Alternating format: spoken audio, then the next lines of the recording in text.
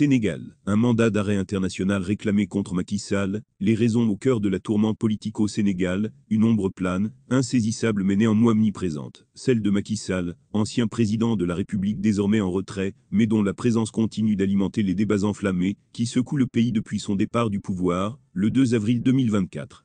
Les appels à son arrestation se multiplient, portés par des voix clamant justice et reddition des comptes.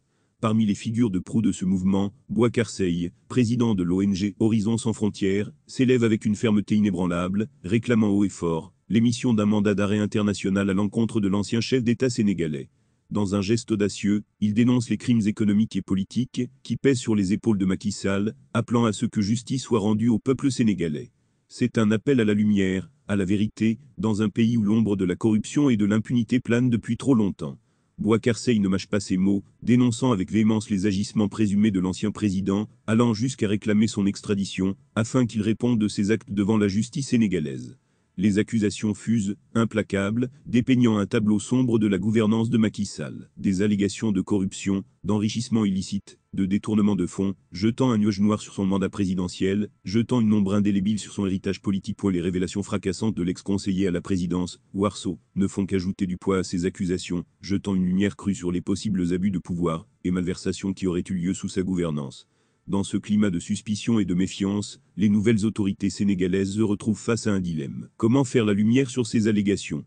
Comment rendre justice sans compromettre la stabilité et l'unité du pays ? Point d'interrogation. La demande d'un mandat d'arrêt international contre Macky Sall est un premier pas dans cette quête de vérité, une déclaration d'intention forte affirmant la volonté de ne pas laisser les crimes politiques et économiques impunis. Mais au-delà des enjeux politiques, c'est la voix du peuple sénégalais qui résonne dans cet appel à la justice. C'est une quête de dignité, de transparence, de responsabilité qui anime ceux qui réclament que les élus rendent compte de leurs actes. C'est un rappel que dans une démocratie véritable, nul n'est au-dessus de la loi et que la justice doit être rendue avec équité et impartialité. En conclusion, la demande de mandat d'arrêt international contre Macky Sall est bien plus qu'une simple affaire politique. C'est un symbole de la lutte pour la justice et la transparence, une affirmation de la volonté du peuple sénégalais de ne pas rester passif face aux abus de pouvoir et à la corruption. Que cette demande serve de catalyseur pour une nouvelle ère de responsabilité et d'intégrité dans la gouvernance du Sénégal, où les dirigeants rendent compte de leurs actes devant le peuple qu'ils sont censés servir. Le président de la République, Bassirou Diomaye Diakhar Faye, met en branle le juge Juppé Jubanti. Il a notamment ordonné la publication des rapports de la Cour des comptes, de l'Inspection générale d'État et de l'OFNAC des 5 dernières années, 2019, 2020, 2021, 2022 et 2023, en conformité avec les principes du juge Juppé Jubanti de transparence promise. Lors du Conseil des ministres, qu'il a présidé hier, mercredi 17 avril 2024, il a ordonné la publication de ces rapports, ainsi que d'autres décisions. Le ton est donné pour la transparence dans la gestion des affaires, promis aux Sénégalais. Le président de la République, Bassirou Diomaye Diakhar Faye, qui présidait le premier véritable Conseil des ministres du gouvernement après celui de la prise de contact de la semaine dernière, a d'ores et déjà instruit l'Inspection générale d'État de mener une mission de contrôle des services de la présidence de la République dans les meilleurs délais. De plus, il a demandé au ministre de la Justice, garde des Sceaux, de finaliser avant le 15 mai 2024 un projet de loi sur la protection des lanceurs d'alerte. Le Mali pourrait abandonner le franc CFA cette année, au cœur des débats économiques en Afrique, résonnant un écho puissant porteur d'une volonté de changement radical. Le Mali, dans un geste audacieux et résolu, envisage de tourner la page du franc CFA, cette monnaie qui a longtemps symbolisé les liens complexes entre l'Afrique et ses anciennes puissances coloniales.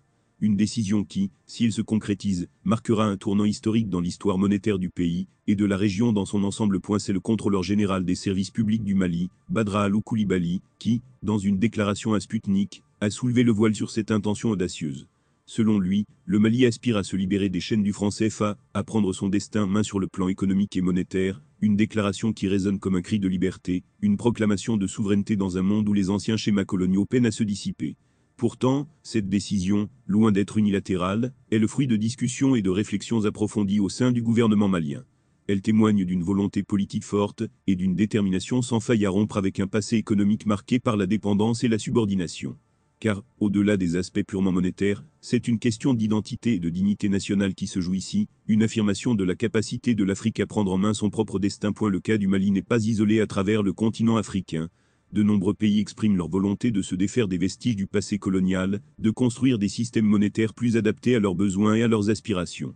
Récemment, le général Abdurrahman Piani, au pouvoir au Niger, a ouvert la voie en évoquant la possibilité d'une monnaie commune, avec le Mali et le Burkina Faso, une idée qui, si elle se concrétise, pourrait donner naissance à de nouvelles formes de coopération économique et monétaire entre les nations africaines. Mais au-delà des déclarations et des projets se pose la question de la mise en œuvre concrète de ces ambitions, car le passage à une nouvelle monnaie ne se fait pas sans définis obstacles. Il faut penser aux mécanismes de transition, aux ajustements économiques nécessaires et aux implications à long terme sur les échanges commerciaux et les investissements. C'est un chemin semé d'embûches, mais aussi d'opportunités, que les dirigeants africains doivent arpenter avec sagesse et détermination. Dans cette quête d'émancipation monétaire, le Mali, sous la conduite de ses dirigeants, se dresse comme un phare dans la nuit, guidant les autres nations africaines sur le chemin de la souveraineté économique. C'est un acte de courage et de foi à l'avenir, un pari sur la capacité de l'Afrique à tracer sa propre voie, dans un monde en mutation constante. En conclusion, la décision du Mali d'envisager l'abandon du franc CFA est bien plus qu'une simple mesure économique.